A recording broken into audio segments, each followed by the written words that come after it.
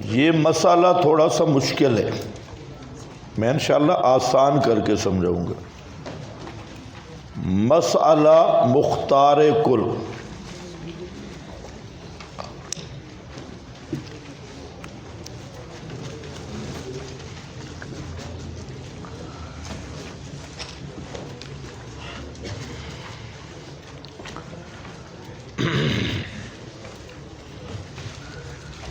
مختار کا لفظ اختار یختار،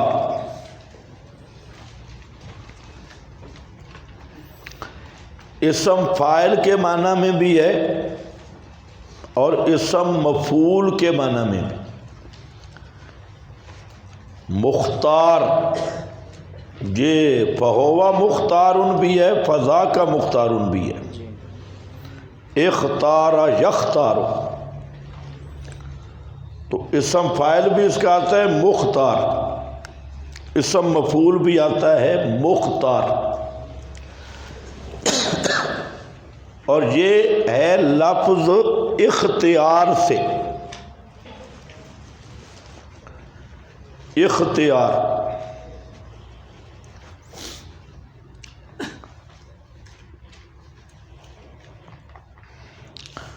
مختار کل بمعنی اسم مفعول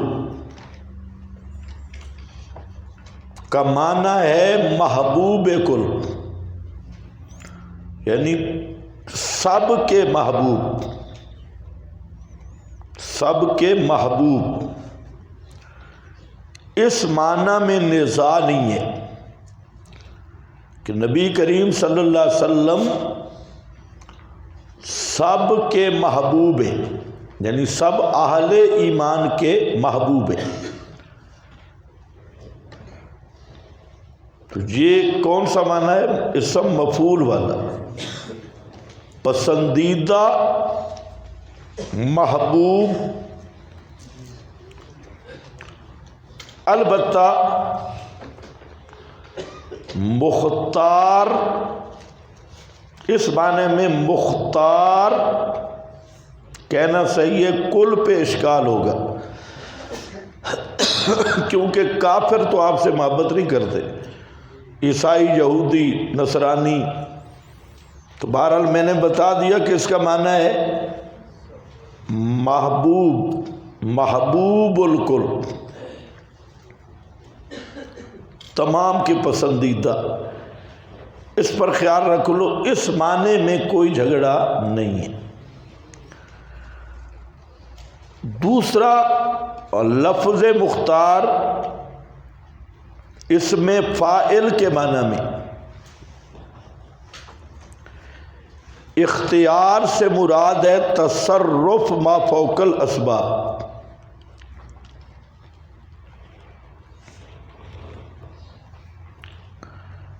اور کل سے مراد کل کائنات۔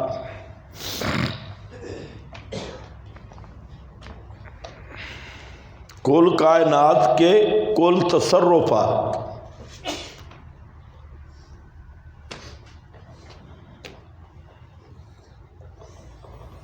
تو ما بہ النزاع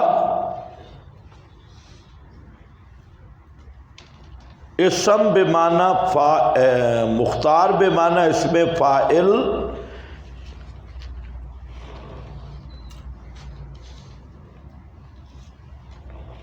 ہی ہے۔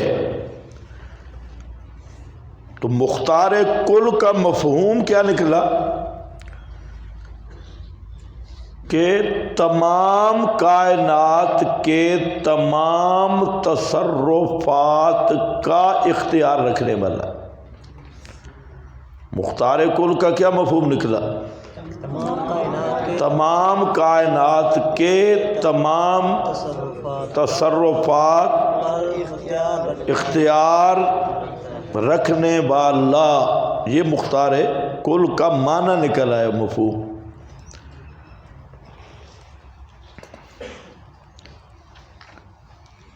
عقیدہ اہل سنت، ہمارا عقیدہ اہل سنت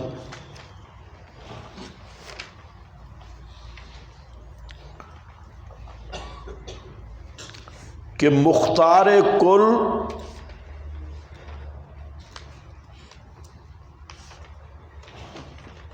یعنی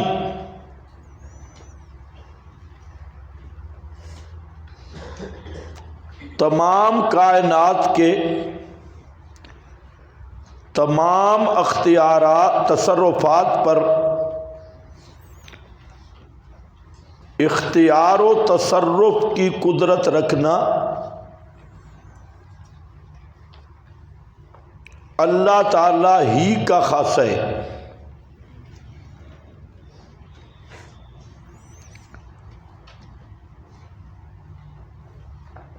اور اللہ تعالی کی اس شان میں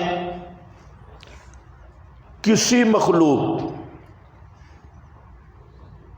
پیر فقیر، زندہ مردہ، جن فرشتہ،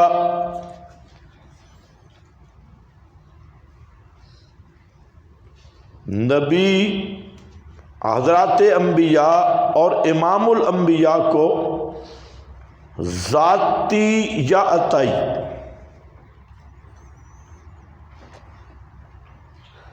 طور پہ شریک کرنا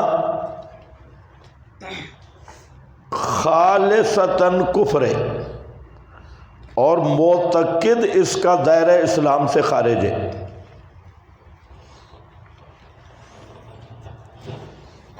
یہ ہمارا عقیدہ ہے، کیا سمجھے ہو؟ کہ اس کائنات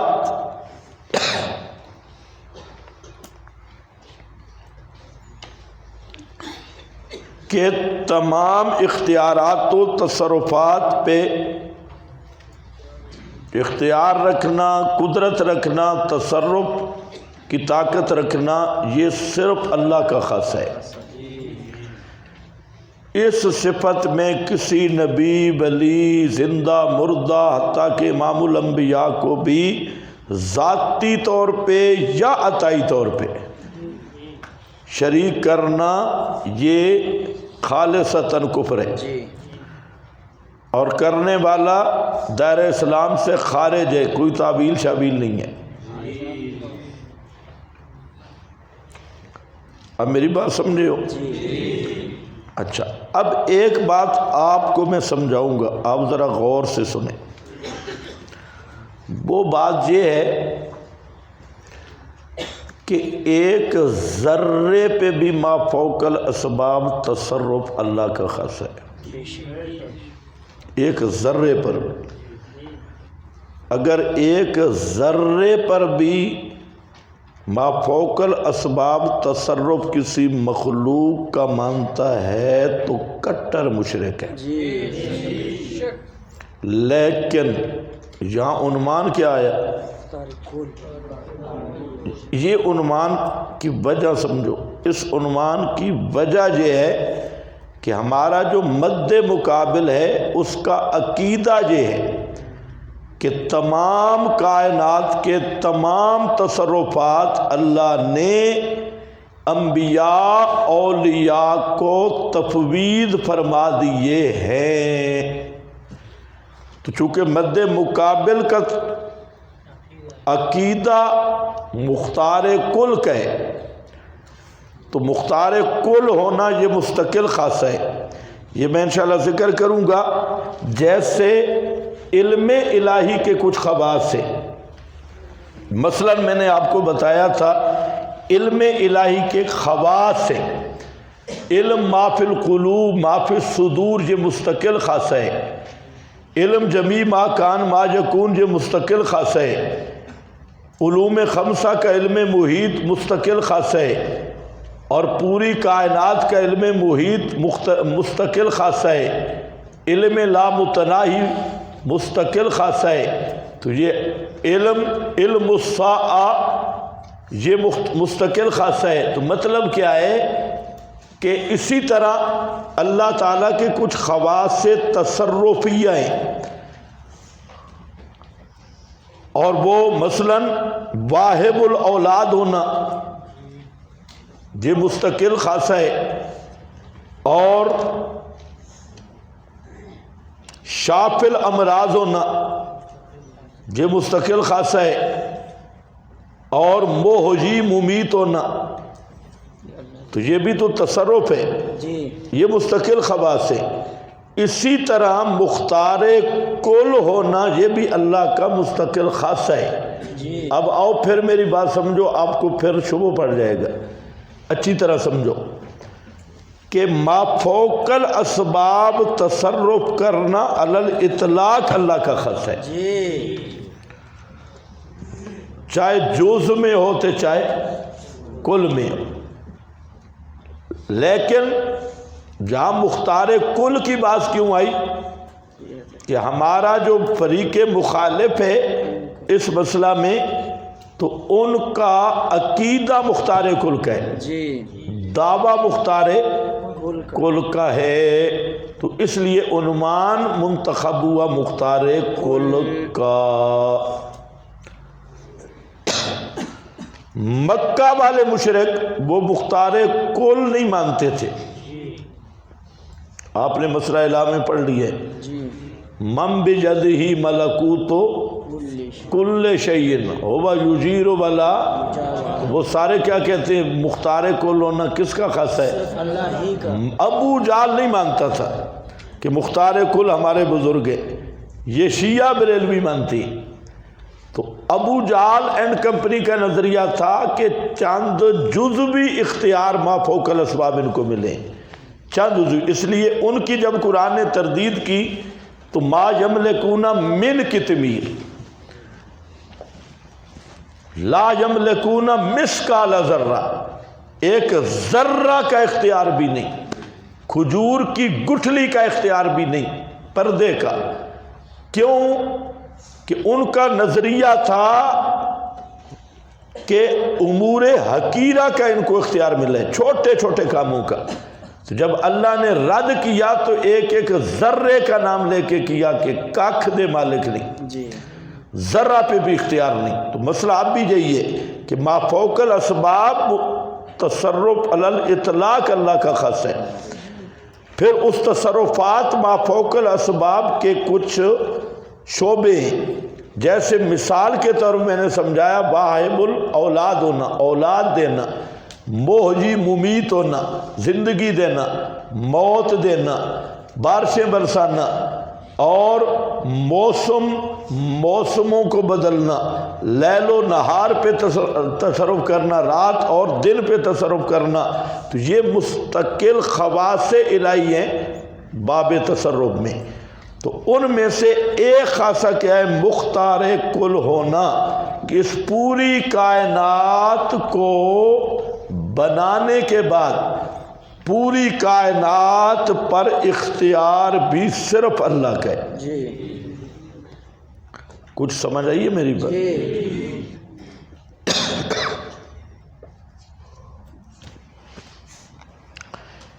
یہ پہلی بات میں نے آپ کے سامنے عرض کی جس میں مقصد تھا توضیح المسئلہ، مختار کل کا مفہوم میں نے سمجھایا، اور یہ بھی سمجھا دیا کہ خیال رکھنا کہ مختار اسم مفعول کے معنی میں نہیں لینا۔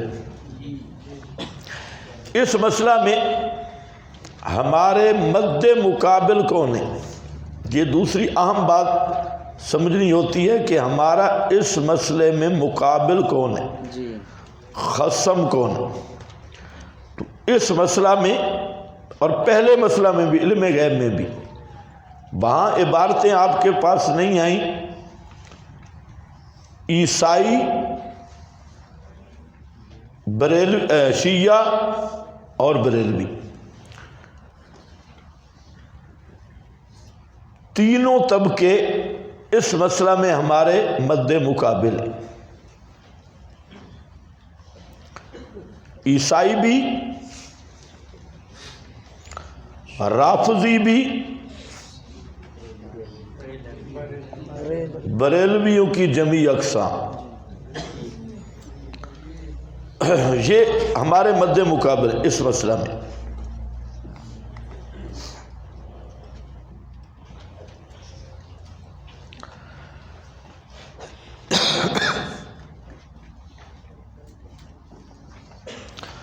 بریلویوں کی ایک جدید روشن خیال کمپنی بھی وجود میں آ چکی ہے جو اہل حق کے دلائل سے متاثر ہو کر وہ بریلویت چھوڑنا بھی نہیں چاہتے اور شرک سے بھی نکلنا چاہتی. اس لیے جو نئی کمپنی ہے اس کو بھی سمجھو. نیا گروہ وہ ہے جدت پسند بریلوی. تو انہوں نے کہہ دیا کہ مختار کل سے ہماری مراد ہے کہ انبیاء کی دعا اقرب الی الاجابت ہے.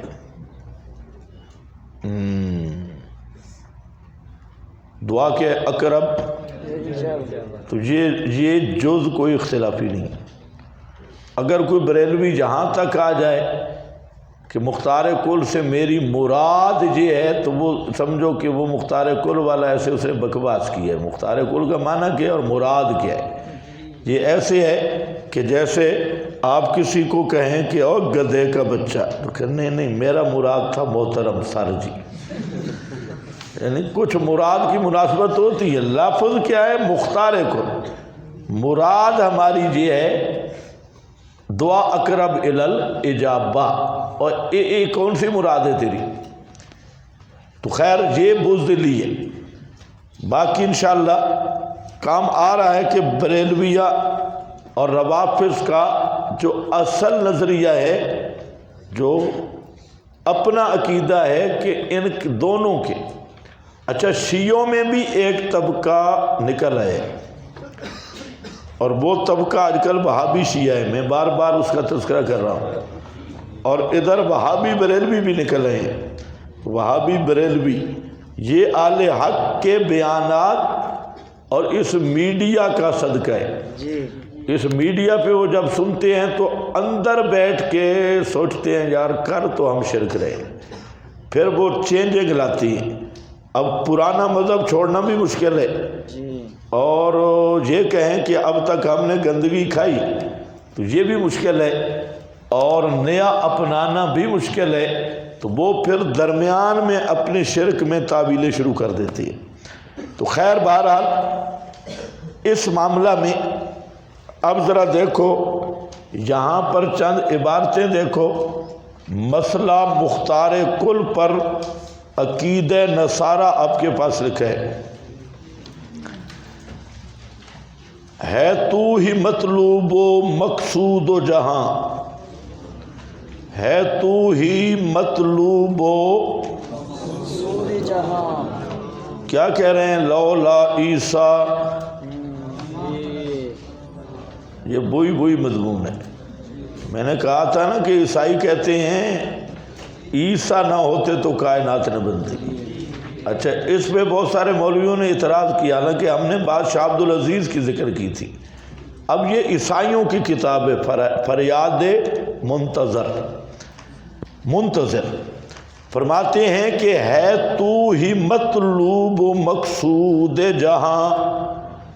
عیسیٰ علیہ السلام کو کہہ رہا ہے کہ اس جہان کا مطلوب بھی تو ہے، مقصود بھی تو ہے تو ہی محبوب و معبود جہاں. اور تو ہی ہے اے عیسیٰ محبوب بھی ہے، معبود جہاں، اور جہاں کا فریاد رس بھی ہے تو ہی مقبول و مسعود جہاں، ہے تو ہی معبود و مسجود جہاں. تو ہی معبودوں میں حق معبود ہے، جلد ہو تیری عبادت جلد آ. پکار رہا ہے جلد آ. اللہ تعالیٰ نے حضرت عیسیٰ کو قدرت اور اختیار کیوں کر عطا فرمایا، اس کی تفصیل کچھ اس طرح ہے. قدرت اور اختیار، یہ دوسری عبارت ہے عیسائیوں کی. قدرت اور اختیار کیوں کر عطا فرمایا، اس کی تفصیل کچھ اس طرح ہے. اب جس نے ایسی خود انکاری اور جان نثاری کا ثبوت پیش کیا کہ موت بلکہ صلیبی موت تک باپ کا فرما بردار رہا اور اس کا صلہ بھی کچھ ملنا چاہیے تھا، چنانچہ باپ نے بھی اس سے خوش ہو کر ساری حکومت، اختیار، قدرت، بادشاہت اور انصاف اس کے ہاتھ میں دے کر اس کو ہمارا بادشاہ بنا دیا۔ یہ کس کی عبارت ہے بھائی؟ عیسائیوں کی۔ عیسائی ذاتی مانتے ہیں یا عطائی؟ اندر دیکھ کے بتاؤ، اندر۔ اللہ نے حضرت عیسیٰ کو قدرت اور اختیار عطا فرمایا، عطا فرمایا۔ کیوں کر عطا فرمایا اس کی وجہ بیان کر رہا ہے۔ تو یہ بھی عطائی مانتے ہیں، ذاتی نہیں۔ یہ کتاب ہے الوہیت مسیح، یہ میرے مکتبے میں ہے، ابھی میں نے دیکھی، سامنے نہیں تھی۔ الوہیت مسیح، اس میں علم غیب کا بھی یہی بات لکھی ہوئی ہے، یعنی جو بالکل وہ عیسائیوں والا عقیدہ۔ تو یہ عیسائیوں کا اپنا عقیدہ ہے، اللہ نے عطا کیا۔ اور آگے کہتے ہیں کہ اللہ نے، باپ نے بھی اس سے خوش ہو کر ساری حکومت، اختیار، قدرت، بادشاہت، انصاف اس کے ہاتھ میں دے کر اس کو ہمارا بادشاہ بنا دیا۔ اب وہ نہ صرف وہ نبی اور کاہن ہی ہے بلکہ وہ بادشاہ بھی ہے، تاکہ جن کو اس نے اپنے خون سے خریدا وہ ان پر حکومت بھی کرے۔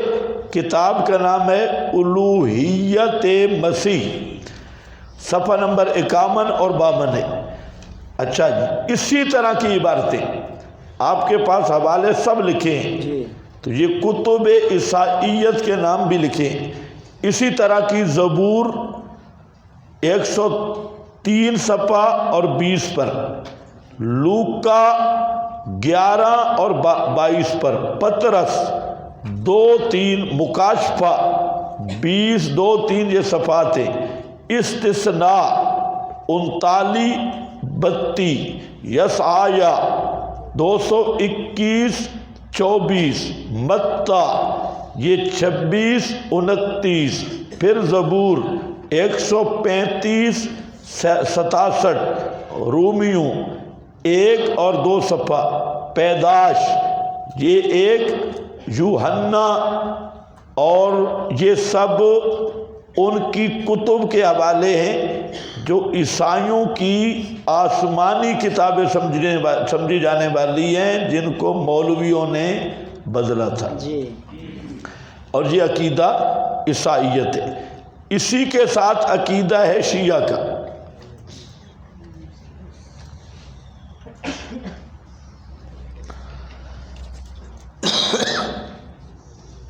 اچھا بس، استغفر اللہ،